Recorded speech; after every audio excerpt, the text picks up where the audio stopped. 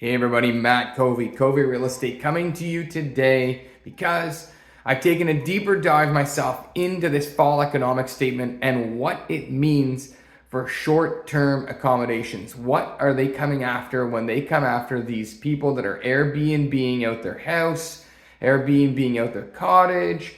Are they going after cottages? Are the feds coming after your cottage that you Airbnb out? So, my deeper dive, here we go. Let's take a look at those rules and maybe some of the impacts that it could have on your property. So let's take a look. So here is the rules and some strong language out of the feds. So, hey, what are we looking at? We're going to crack down on these short-term rentals. Take a look at what it says. We're going to crack down on these short-term rentals, which are keeping homes for Canadians off the market.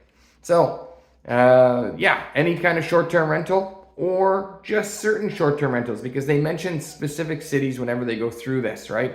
They're looking at big markets. My concern is they might start thinking about your cottage as a short-term rental, and they might start thinking that what you're doing with it is the wrong thing too. So let's take a look at the rules. Number one, what are they going to go after? They're saying that they intend to deny income tax deductions for expenses to earn short-term rental income, including interest expense, in provinces and municipalities that have prohibited short-term rentals. So, what does prohibited mean? And I've taken a bit of a closer look at prohibited. It means there's got to be some kind of rule that says you're not allowed to do it, right? There's not a lot of municipalities out there that would say you can't rent a property. They can't just blanket say no Airbnbs. And not many of them have. So I'm concerned that this means something more than what they've said here. And what could it mean? And so I've taken a bit of a reverse approach to this. Well, let's take a look at where your house is right now. Chances are you live in a house that's in a residentially zoned property. And if you were to look at the zoning for that property, it probably has specific uses that you can have for your house, like living in it. It probably has specific uses, residential purposes. So if you're operating an Airbnb, you're already commercial, especially if you're not living there, especially if its intent is just to rent it out. So it's already commercial, but it's still residential. It's just short-term residential, right? And they have other things inside of zoning rules for bed and breakfast. But again, bed and breakfast, you live there. You don't live somewhere else. Usually you live at your bed and breakfast, right? So, prohibit what? Well, maybe they're going after the zoning. It could be that if you were to look at the zoning of your property and it says, hey, the municipality doesn't like you operating a commercial business out of that place, because the only other people that can operate a commercial business that rents out rooms is a hotel. And those hotels would be not in residentially zoned places. They would be in commercially zoned places. They might be in some kind of main street. They might be in some kind of commercially zoned main street type setting. So let's be careful here that it's not that they're saying where the municipalities and provinces have prohibited specific rules that say you're not allowed to do it, but more that they're saying it's just that it's not allowed, right? We're taking a different approach to prohibit it. So that's your first rule. Let's take a look at the second rule. The fall economic statement announces the federal government intends to deny income tax deductions where operators are not compliant with the applicable provincial or municipal licensing, permitting, or registration requirements. So, do you have a business? Is there a license you should be getting for that business? Is there a license you should be getting for your short-term accommodation? Is there a permit you should be getting for it? And that third word is a registration. So have you registered your business? These rules are really open to interpretation. This isn't legislation. This is just some economic statement. This is some fall statement that the feds have come out with.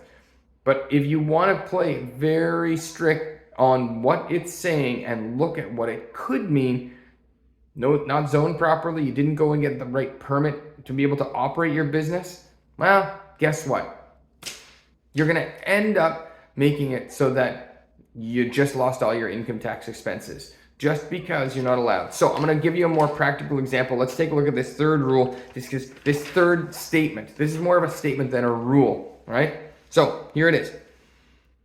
They propose, they're going to crack down on non-compliant short-term, and they propose $50 million over 3 years to support municipalities on the restriction of short-term rentals. So what is it that they're doing?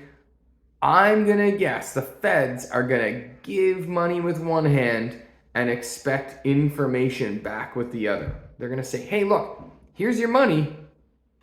And now how do we know that you're enforcing? Oh, you're going to go and enforce because you guys are you're the boots on the ground. You're the ones that are checking out what's going on in those houses.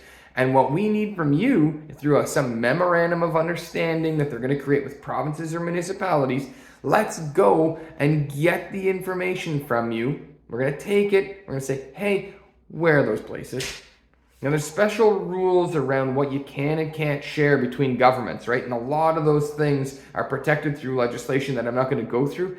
And things get muddy whenever you have memorandums of understanding between departments, especially when one is giving money to the other.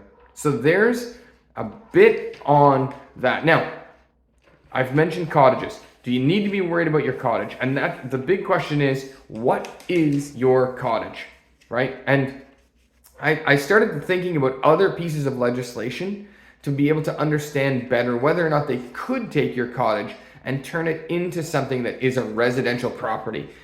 So if there's another piece of legislation out there that just came out and what can be used, that people like overlapping and taking from different places. If they can, why not? So prohibition that they put in place for non-Canadians to buy property in Canada. That was something that just came out. It's been in effect through 2023.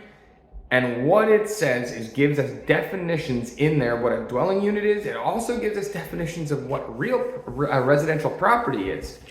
So let's take a look at that, because it could be that if you're curious, if your cottage, because I brought this up earlier, your cottage could get caught in these rules, right, about what's going on with what they're going to include.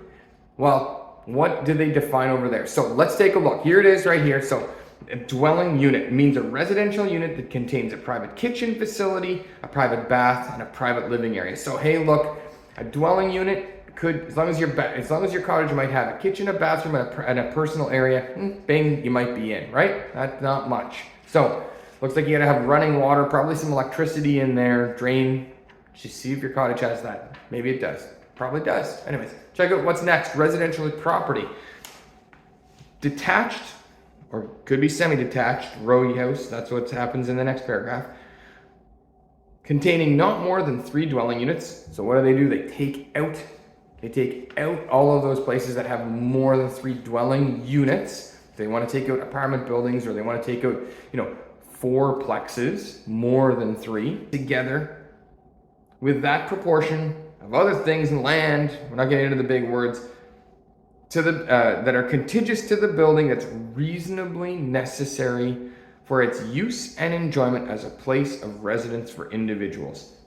Reasonable and necessary for use as a place of residence. So, your cottage have heat? Does your cottage have running water? Does your cottage have electricity? Does it have a kitchen, living area, bath? Well, guess what?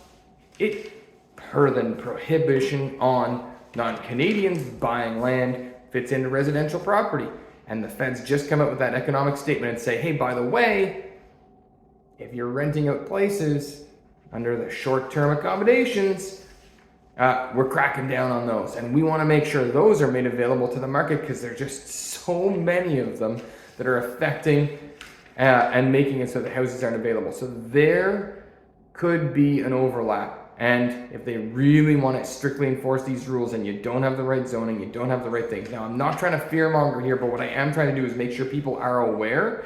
These are new rules. These are new things that have come into place, and you might want to protect yourself. There's a couple of different reasons why, if you have a short-term accommodation rule, especially with a cottage, especially with some kind of rural property, you might be zoned in, you might be allowed to do those things, but you better double check. And if you don't know where to double check, make sure you're reaching out to the proper people. And at the same time, You're probably going to want to have a discussion with your accountant, your tax accountant, whoever it is, because I think what a lot of people are going to end up doing is they're going to take what they had as short-term accommodation, those Airbnbs, and they're going to convert them and go over and make it into a long-term rental. And if you do that, you better be careful. Why? Because there could be some change in use rules that affect you, but you've got to talk about that with a tax professional, and you've got to make sure you're making sure that you don't expose yourself to a deemed disposition, or what is a self-assessment rule for HST purposes, and you're going to end up having to self-assess your business, your short-term accommodations business,